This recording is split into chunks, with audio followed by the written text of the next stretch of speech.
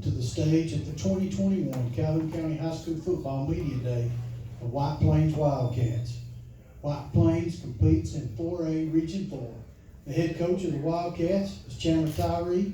Today, Coach Tyree has brought with him senior quarterback Hayden Howard and senior running back Walker Osteen. Coach Tyree, will you start with a few opening comments? Yes, sir. First off, just want to thank y'all for having us. We always look forward to this day.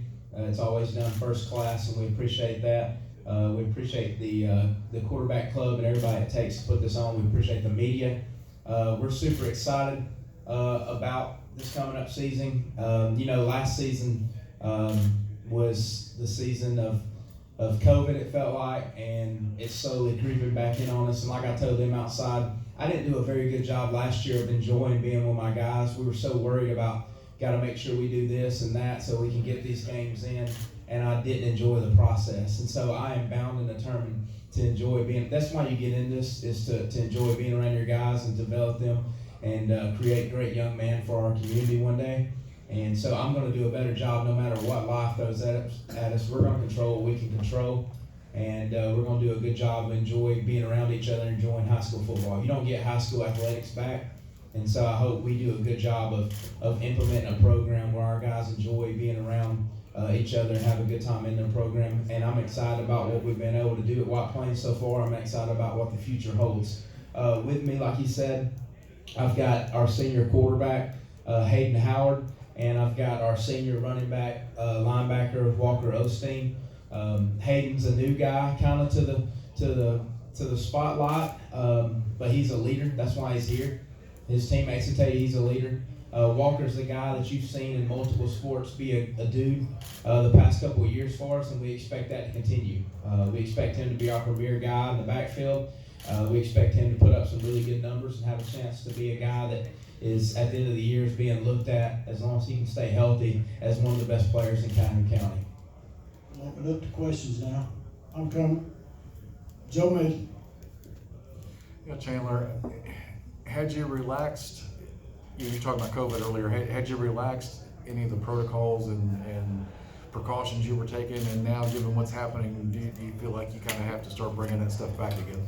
I think we're always careful. You don't want to be somebody that's irresponsible with people that you've been given and parents trust you with their kids.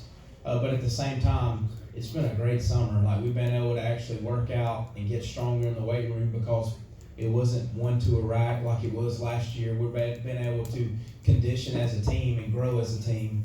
And so I hope that we have not taken this summer for granted and we've enjoyed being a team. Like, for me, it's the first year we've been able to have a real off season since I've been at White Plains. The first year I got hired, it was almost August. I get hired, the very next day I come talk to y'all at Media Day. Last year, COVID killed all of our off-season plans that we had. And then this year, we were able to come in and compete and work out as a team. And I felt like this is the closest our team has been since I've been there because of that. And I also feel like that we were able to do some things that's not only going to help this year's team, but help our program out in the future. We were able, this past Saturday, we had a youth coaches clinic for all of our coaches that coach in our youth program. And then we were also able to have a youth camp where we had around 50 kids show up on Tuesday. So I wouldn't say that we've kind of got lazy or gotten like just comfortable with it. But at the same time, man, it's been so nice being able to enjoy our kids and have a kind of a normal off season for our change. But one thing we realized is nothing's never normal anymore. So day to day, things could change. And so we're just trying to enjoy our guys while we can. And if we need to, we'll get as strict as we need to. But at the same time, I'm not going to stress myself out of that. I'm going to enjoy being around my guys this year. Next question. Chandler. One of the neat things about the White Plains program, when you look at progress, they have increased their win total each of the last 5 years, 0, 1, 2, 3, 4. Well, obviously, whatever happens this year. What's that say to you, and what's that do for expectations? And can the players speak to that as well as expectations, or is this the 5-year win to follow that trend? Yeah, I'll let them speak first on that, and then I'll finish it up and see what they got to say and what they believe on that. I hope they say what I'm thinking they'll say, but I'm going to give them the opportunity to speak on that first. I'm thinking maybe more than 5 wins this year. I want to come out aggressive. I think we got a chance to compete every game, and I think we can continue to go up. Yeah, I would say the same thing. That I'm not really trying to just win 5 games this year. I'm trying to win more than that. Too much waiting to say. Okay, good. They said what I wanted them to say. I talked to them. I said, it's a blessing that people expect us to win in our community now. It's also puts a little bit more expectations and on them, because when I got here, if we won 2 games, that was a great year. Everybody was happy. We won the games we were supposed to win. We didn't lose too bad in the games we weren't supposed to win. And now people get frustrated when we're not competing for a playoff spot.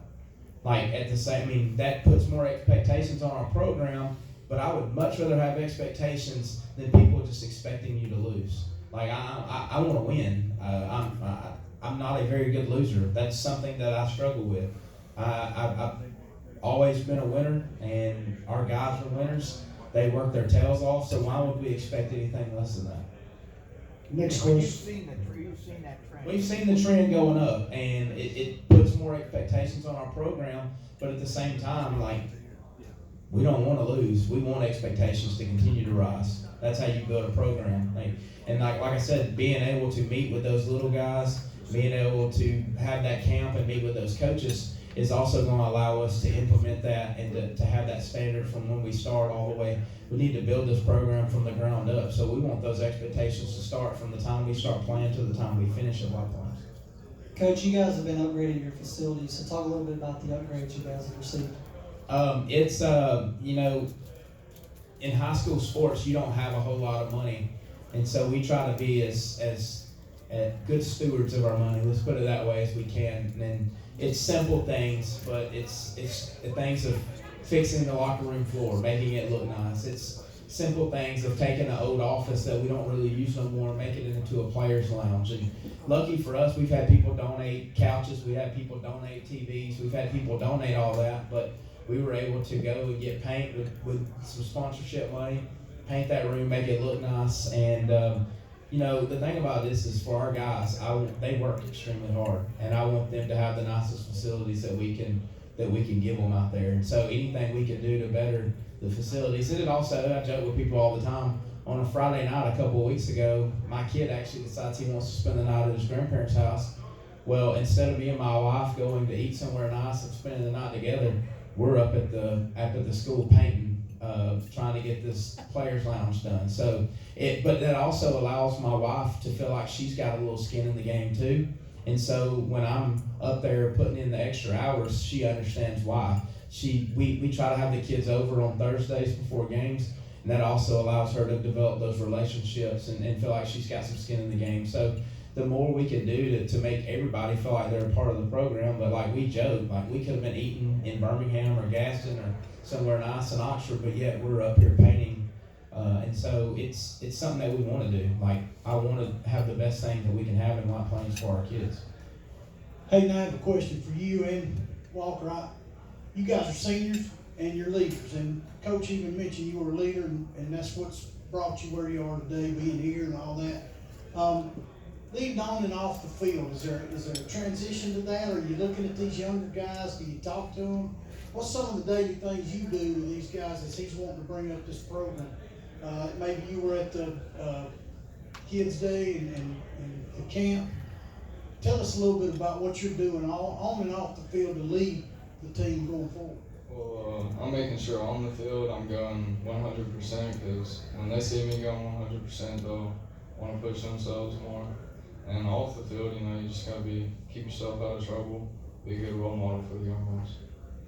Yeah, pretty much the same thing. Just work hard and just show them how to do stuff, and then To go on what they said, we got enough. This generation has enough guys that talk. I'm tired. Stop talking the talk and walk the walk. The way the program's going to change and the way these young guys are going to learn how to do things is not by hearing you talk about it. Be about it. Our seniors are in charge all year of keeping our locker room clean. If it's not clean, I'm going to them. It's not about, hey, ninth grader, you go do this or you go do that. It's, hey, This is your team. Make it your team. Make sure that you do things the right way. Stop telling somebody to do something and show them how to do it. People learn from seeing something, not from hearing about it. Question. Yeah, Chandler, a lot of people have seen some of your pregame speeches on Facebook, and for you and the players, from you, I'd like to know where that emotion and that passion in those speeches come from, and from each of the guys, were you surprised the first time he went off like that? I'm a passionate guy. They know that. That's me. If I lose that, I lose myself. I think that comes from like a linebacker mentality that I've had since I was a kid. I'm an energetic guy, and I'm also a Christian, and I believe that we should do everything we can to the best of our ability. And God's given me God's given me the ability to be a leader and to command a room and all that. And I feel like that I should take every opportunity I can to. But at the same time, I've told my guys, like, the rah-rah stuff is over with. If I have to be a cheerleader and get you to work hard or play hard, then we hadn't done our job as a team beforehand. Like, the rah-rah stuff is done. I shouldn't have to talk you into going and playing hard. Like, that's something that our program should be at now. And so I'm still going to be, and I say that I'm not going to be, but they're still going to be firing me. That's just who I am. But I think the guys come to expect it, and I hope that we feed off of that. It's not fake energy. It's not anything. That's just me. What you see is what you get. I think our guys would kind of attest to that. Yeah, it just shows us he wants to win too. Like, he's all in. He's committed 100%, and we're here to win. Next question. And Chandler, you're used to a quarterback, obviously, that's been giving you over 2,000 yards passing every year. Can you speak to what Hayden brings to the table besides the leadership? Obviously leadership, but I can show you a couple clips from our spring game where there wasn't a whole lot there, and he made something. And in the spring game, we were missing Walker, we were missing one of our better defensive players. And so when you're missing one of your best offensive players, other guys have got to step up. And I thought that we had a bunch of guys that did that, but there was a 4th and 1 play that stands out to me where we run belly and there's absolutely nothing there. He pulls it and figures out a way to get us the first down. It's just stuff like that you can't coach. I expect him to be a leader. I expect people to follow him. I expect him to make the throws that we have to make. When I say that, I mean, obviously, and he knows this, he's not trying to be Jaden Chapman. He's not Jaden Chapman. He's Hayden Howard.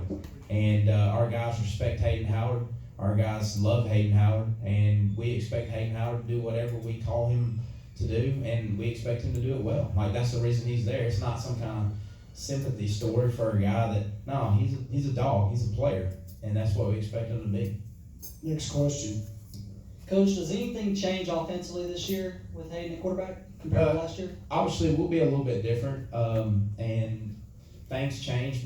Our offensive line, I would have brought, and I've already told these guys that, if we could have brought 5 guys or 6 guys, including the tight end, I would have brought our O-line. But it would have been so difficult for me to choose two guys out of them to bring, and so I didn't want to do that to them. But these guys will tell you right here, these guys, we start and we go by our O-line and our D-line. This is the most experienced our O-line's been since I've been there. And also our culture in the weight room's changed a little bit, and some of those guys look like different individuals than they did when I got here.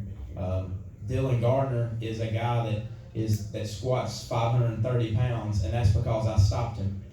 Like, what are you trying to do past that, son? But it's not, I mean, he's worked to get to that point. He's a guy that when I came in, could barely bench press 225, and now he's a 300-pound bencher. Like, and then not just him, Jackson Arnold's worked his butt off from getting back from an injury. William Pointer, which is going to be the anchor on our defensive line, has worked his tail off, lost a little bit of his baby fat, and gotten very strong in the weight room. Brandon Hom's a guy in the weight room that if he don't get what he thinks he should get, he goes crazy. And so all those guys have been working extremely hard. Kendrick Ball has completely changed his body from last year to this year.